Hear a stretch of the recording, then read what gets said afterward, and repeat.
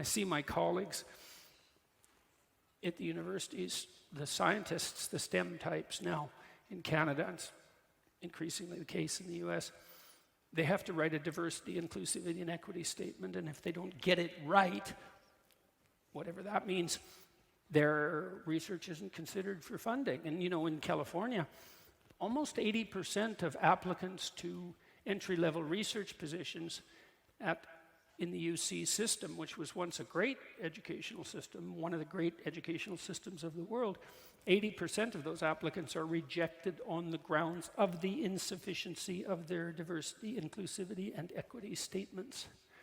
And that's not a problem. That's a catastrophe if you think that there's any utility to the scientific pursuit as such. You fight it the same way you fight lies, by not lying.